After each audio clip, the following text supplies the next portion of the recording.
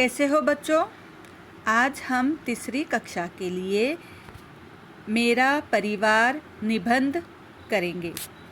पिछले निबंध हमने मेरा परिचय किया था। उसमें पूरा मेरा परिचय लिखा हुआ था, आपको सिर्फ कॉपी करना था, लिखना था। लेकिन इस बार मैं आपको लिखकर नहीं दूंगी। आपको अपने परिवार के बारे में स्वयं लिखना है। उसके लिए मैं कुछ ज्ञान देना चाहती हूँ बच्चों, ध्यान लगाकर सुनो। देखो बच्चों, जिस घर में माता पिता के साथ सिर्फ उनके बच्चे रहते हैं, उस परिवार को एकल परिवार या छोटा कुटुंब कहते हैं। इंग्लिश में हम इसे सेपरेट फैमिली भी कहते हैं, ठीक है। अब वो घर जिसमें दादा दादी, ताई ताऊ और उनके बच्चे आप लोगों के साथ रहते हैं, तो उसे संयुक्त परिवार या बड़ा कुटुंब कहते हैं। इंग्लिश में इसे जॉइंट फैमिली कहते हैं। अब आपको अपने परिवार को देखना है कि आप कौन से परिवार से हो, एकल परिवार से हो या संयुक्त परिवार से हो। सबसे पहले अनुच्छेद या पैराग्राफ में आपको ये बताना है कि आपका परिवार छोटा कुटुंब है या बड़ा कुटुंब है, और उसके बाद आपको बताना है कि आपके परिवार में कितने सदस्य रहते हैं। सदस्य का अर्थ होता है मेंबर्स। अगर आपका एकल परिवार है तो माता पिता के साथ आप अपने बहन भाइयों के बारे में बताओगे, और अगर आपका बड़ा कुटुंब है तो आप बता सकते हो कि आपके घर में दादा दादी, चाचा चाची और उनके बच्चों को मिलाकर कितने सदस्य हैं। दूसरे अनुच्छेद या पैराग्राफ में आप लिख सकते हो आपके पिताजी कहाँ काम करते हैं। आपकी माता गृहिणी हैं। गृहिणी का अर्थ होता है हाउसवाइफ।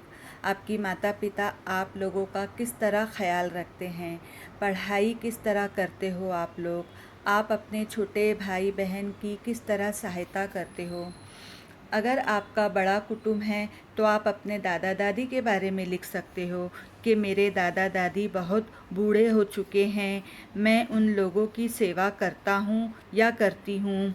वो हमसे बहुत प्रेम करते हैं और हमारा ख्याल भी रखते हैं।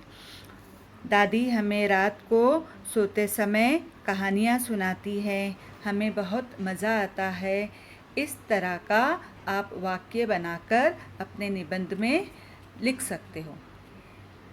दादा दादी के साथ साथ आप अपने चाचा चाची और उनके बच्चों के बारे में भी लिख सकते हो कि हम बड़े कुटुंब में रहते हैं तो हम भोजन साथ में करते हैं, हम साथ में पिकनिक मनाने जाते हैं, बहुत मज़े से रहते हैं, सारे त्यौहार हम मिलकर मनाते हैं। अगर हमारे परिवार में से किसी भी एक पर कोई संकट या परेशानी आ जाती है तो हम मिलकर उसका सामना करते हैं। इस बारे में भी लिख सकते हो।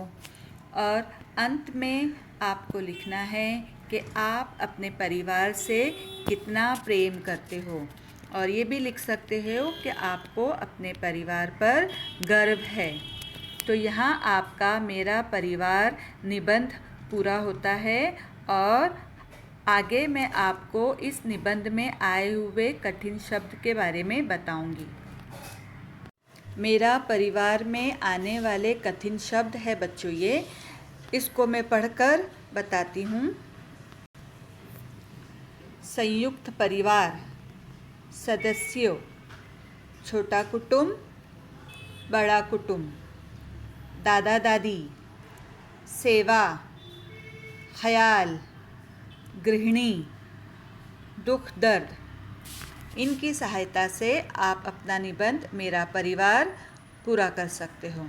तो ये आपका गृह कार्य है कि आपको खुद से मेरा परिवार निबंध लिखना है।